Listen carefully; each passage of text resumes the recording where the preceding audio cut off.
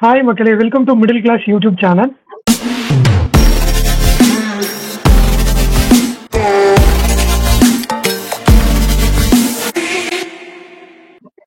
Hi Prashad bro. Hi Revant.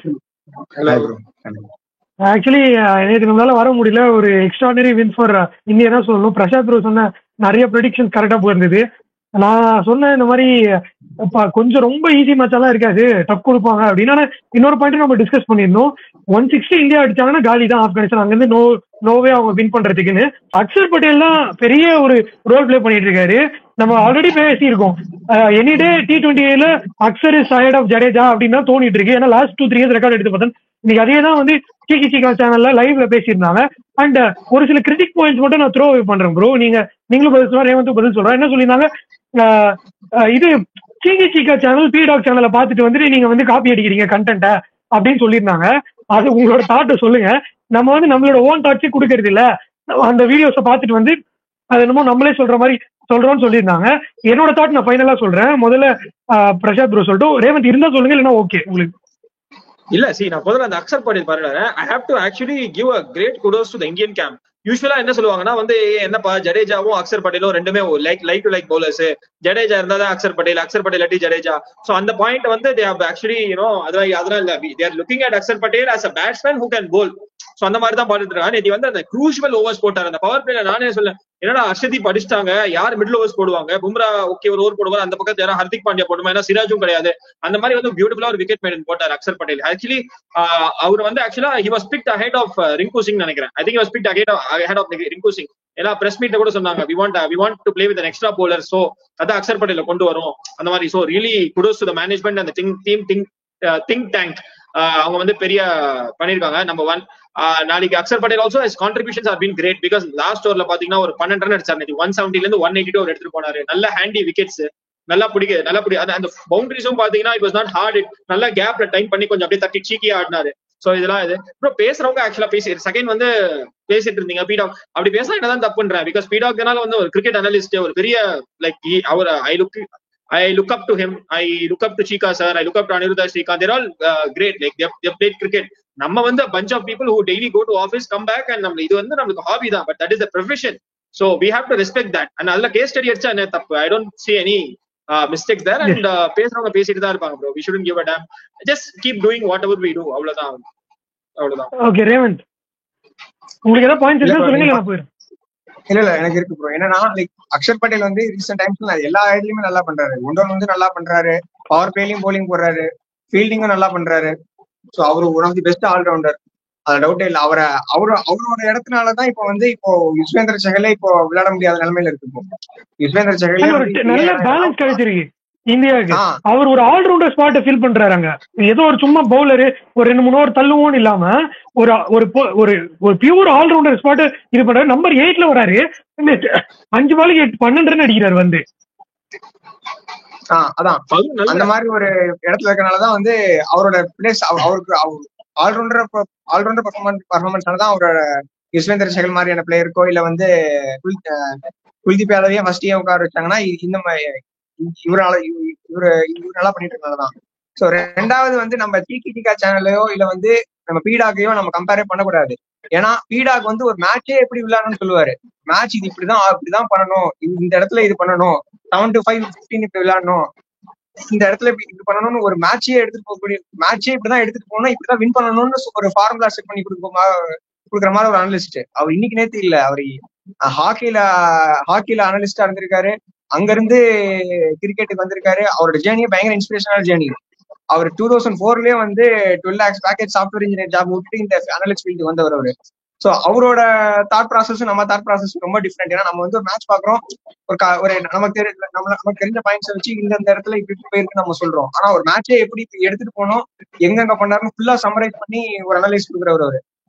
ரெண்டாவது சீக்கா சாரும் பாத்தீங்கன்னா அவர் வந்து ரொம்ப ஸ்ட்ரைட் ஃபார்வர்டான டைப். அதான் வராது, அவன் ஏன்டா நீ டீம் வச்சிருக்காங்க, ஏன்டா ஆனா என்ன கொடுத்தா நான் என்ன இப்ப கொடுக்குறா, நான் ஒரு 10 6 அடிக்கிறேன்டா அப்படின்னு ஒரு கொஞ்சம் ஜோக்காவும் கொஞ்சம் ஸ்ட்ரைட் ஃபார்வர்டாவும் சொல்லக்கூடிய ஒரு பர்சன் அவரு. நம்ம வந்து யாருன்னே ஒருத்தருக்கு இது இருக்கு யாருன்னே தெரியாது. த்ரூ சோசியல் மீடியா மூலமா கனெக்ட் பண்ணி முன்னாடிலாம் நம்ம சேனலுக்கு வியூஸே போவாது. நானே ஒருத்தர் பார்ப்பேன், ரீச் ஆகலையே அப்படின்னு நான் சொல்லிட்டு இருப்பேன். இப்ப வந்து அது ஒரு ரீச் கிடைச்சிருக்கு. 2000 வியூ வந்து ஒரு நார்மலான ஒரு கண்டென்ட்டுக்கும் நம்ம காமன் மேன் 3 பேர் இருக்கிற சேனல்ல வந்து 2000 வியூ போகுதுன்னா அது வந்து நம்ம கன்சிஸ்டன்டா நம்ம வீடியோ பண்றது பிளஸ் அந்த அளவுக்கு ஃபாலோவர்ஸ் இருக்கிறதுனாலதான் தவிர இது கம்பாரிசன் பாயிண்ட்டுக்கு வந்து இடமே இல்லை. நம்மளோட பேசலாம். சீகா சார் வந்து ஒரு வேர்ல்ட் கப் வின்னர். சோ அவர் என்ன வேணா பேசலாம், மக்கள் வந்து ஏத்துக்கணும். ஓகே, ஆக்சுவலி அதுதான் முடிச்சிட்டீங்களா ரேவன்? நான் ஸ்டார்ட் பண்ணட்டுமா இல்ல ஏதோ சொல்ல வரேன்?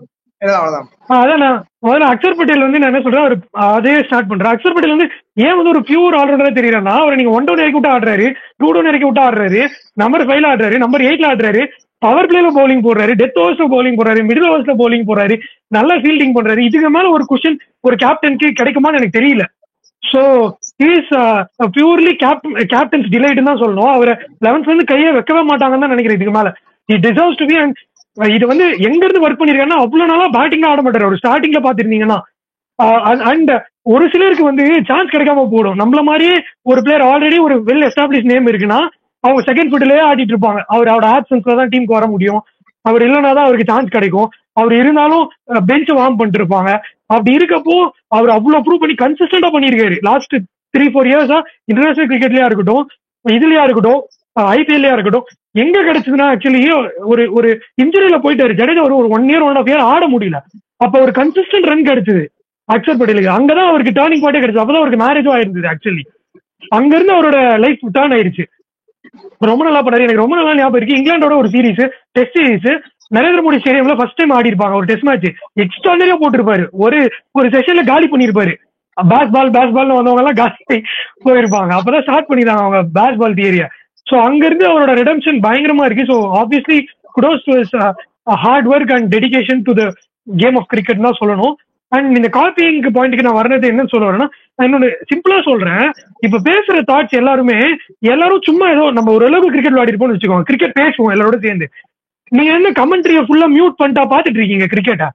அங்க கமெண்ட்ரி என்ன சொல்றாங்களோ அதுதான் உங்களுக்கு ஒரு பாயிண்டா ஹிட் ஆகும். ஓ ஆமால, இவங்களை இறக்கி இருக்கலாம்ல, இவங்களை அப்படி பண்ணிருக்கலாம், அதை தான் எடுத்து வந்து டிஸ்கஸ் பண்றோம். கூட எக்ஸ்ட்ராவா சேர்த்து அவங்க பேசுறதை நம்ம பாக்குறோம். ஸோ ஆப்வியஸ்லி இன்னொன்னு ஒண்ணு புரிஞ்சுக்கணும், பீடாகா இருக்கட்டும், சீக்காவா இருக்கட்டும், எப்போ அப்லோட் பண்றாங்க வீடியோன்னு பாருங்க. நாங்க நைட் 12 மணிக்கே வந்து ரிவ்யூ பண்ணிட்டு இருக்கோம். அவங்க ப்ரிவியூ போடுறதுக்கு முன்னாடியே நம்ம ப்ரிவியூ அப்லோட் பண்ணிருக்கோம். அப்ப எப்படி வந்து ஒரு மேட்ச்சுக்கு அதே பாயிண்ட்ஸ் நாங்க எடுத்து வந்து பேசுறோம்னு சொல்றீங்கன்னு எனக்கு தெரியல. ஆப்வியஸ்லி சொன்னாலும் பிரசாத் ப்ரோ சொன்ன மாதிரி தப்பு கிடையாது. நம்ம ஆடியன்ஸ்க்கு நம்ம கண்டென்ட் நம்ம கொடுக்குறோம். அதுக்கு நம்ம ஒரு கேஸ் ஸ்டடி பண்ணி இவங்க என்ன சொல்றாங்க, அவங்க என்ன சொல்றாங்க, அதுல நமக்கு இருக்க பாயிண்ட்ஸ் தான் நம்ம எடுத்து வந்து பேசுறோம். சீக்கா இவங்க ஆடவே ஆடாத சொல்றப்ப நம்ம அதையே வந்து பேசுறது கிடையாது. இவங்க பண்றதுல என்ன பெஸ்ட் பண்ணணும், இவங்க பண்றதுல என்ன பண்ணணும்ன்றத நம்ம சொல்றோம். அண்ட் ரேவன் சொன்ன பாயிண்ட் வேலிடு. நீங்க இப்படி ஆடினாதான் தேர்வீங்க அப்படின்ற பாயிண்ட்ஸ் நம்ம பேசுறது இல்ல. அவர் ஒரு ஸ்பிளிட்டப்பே போடுவாரு. 1 to 6 இப்படி ஆடணும், 7 to 15 இப்படி ஆடணும், 16 to 20 இப்படி ஆடணும், இவ்வளவு ரன் இருந்தா சேஸ் பண்ண முடியும் அப்படின்னு அவர் ஒரு பக்கா அனலிசிஸ் எடுத்து வர்றாரு. அதுவும் நம்ம பண்றது கிடையாது. சோ அதை எப்படி சொல்றாங்கன்னு தெரியல. சொன்னாலும் நாங்க அதை அக்செப்ட் பண்ணிக்கிறோம். பட் எங்களால முடிஞ்ச கண்டென்ட் கொடுக்கணும்னு சொல்லி எல்லாத்தையும் பார்த்துட்டு வந்து தான் பேசுறோம். அண்ட் அவங்களுக்கு முன்னாலே நாங்க வந்து அப்லோட் பண்ணிட்டு இருக்கோம் அப்படிங்கறதுதான் உண்மை. அதை ரெகுலரா ஃபாலோ பண்றவங்களுக்கு தெரியும். நீங்க வந்து லேட்டா வந்துட்டு ஒரு 6 மணிக்கு இல்ல மத்தியானத்துக்கு மேல வீடியோ பார்த்துட்டு உங்களுக்கு அப்படி தெரியுது, ஓகே அவங்க போட்டதே வந்து போட்டிருக்காங்கடா இவங்கன்னு. So we'll accept the criticism, but we are doing fair enough review and giving our thoughts தான் நான் நினைக்கிறோம். அண்ட் காமனா ஒரே ஒரு 2 பேர் 3 பேர் பேசுறது இல்ல, 6-7 பேர் இருக்கும்.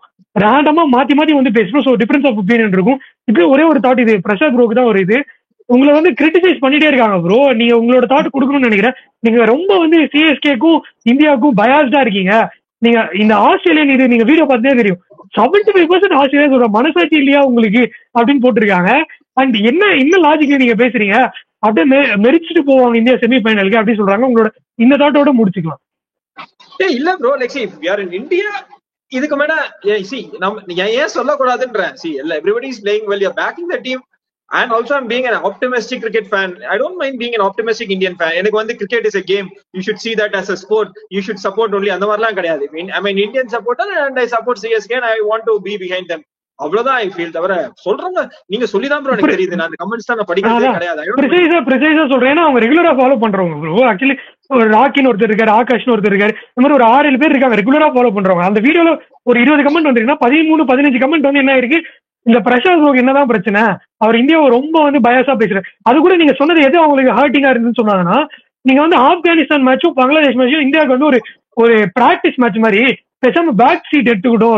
ரோஹித் கோலி பண்டெல்லாம் சும்மா ஜாலியா வந்து விளையாட்டு போட்டோம், மிச்சம் வந்து ஆடட்டும் அப்படின்னு சொல்லி. நேத்துக்கு என்ன நீங்க பாருங்க, நேத்துக்கு என்ன நடந்ததுன்னு சொல்லுங்க. நேத்து என்ன 90 அடிச்சு கொடுத்தது யாரு? விராட் கோலி 24-20, ரோஹித் சர்மா 9, 50 ஏதோ இருந்தாங்க. பட் ரியாலிட்டியா அப்படிதான் ஆடிட்டு இருக்கு. தோஸ் ஒன் தெரியல எனக்கு, மேபி பிராக்டிஸ் எனக்கு தெரியல ப்ரோ. பிகாஸ் இந்தியன் டீம் வந்து number 1 team and also they have a good bunch of cricket. இங்க பாருங்க, விராட் கோலி, ரோஹித் சர்மா, ரிஷப் பந்த், சூரியகுமார் யாதவ், அதுக்கப்புறம் ஹர்திக் பாண்டியா, அக்ஷர் பட்டேல், அதுக்கப்புறம் ரவீந்திர ஜடேஜா, சிவம் துபே, 8 பேர் இருக்காங்க ப்ரோ.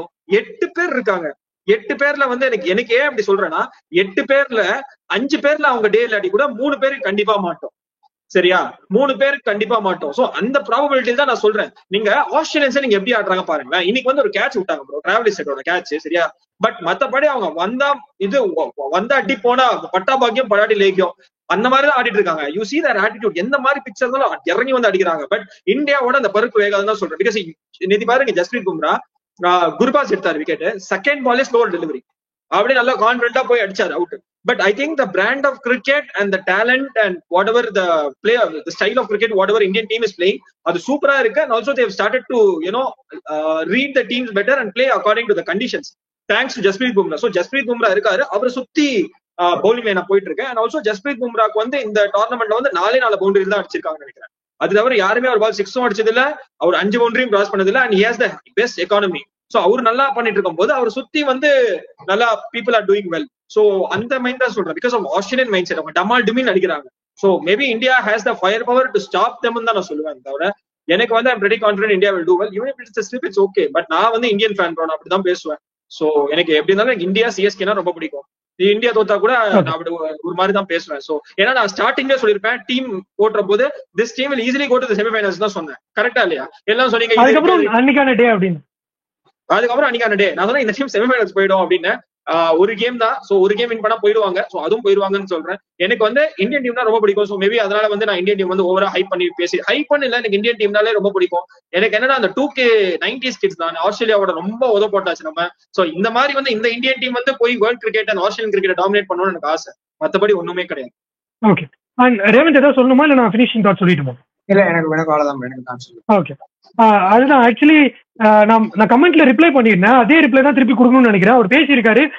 ஏன் வந்து இப்போ நீங்க வந்து என்ன சொல்றீங்க, ஏன் ஃபுல்லா இந்தியாவுக்கு வந்து பயசா சொல்றாரு அவரு அப்படி சொல்றீங்க. இப்ப இங்க 3 பேர் இருக்காங்கன்னா 3 பேரும் அப்படி சொல்றது கிடையாது. Every one has a different opinion. இப்ப அவரு என்னையே இப்ப கிரிட்டிசைஸ் தான் பண்ணிருக்கீங்க. என்ன சொன்னீங்க, ஆப்கானிஸ்தான் டப் கொடுப்பாங்கன்னு சொன்னீங்க, கொடுத்தாங்களா அப்படின்னு எனக்கு கேட்கல. ஏன்னா அவரு சொன்ன மாதிரி நடந்திருக்கு.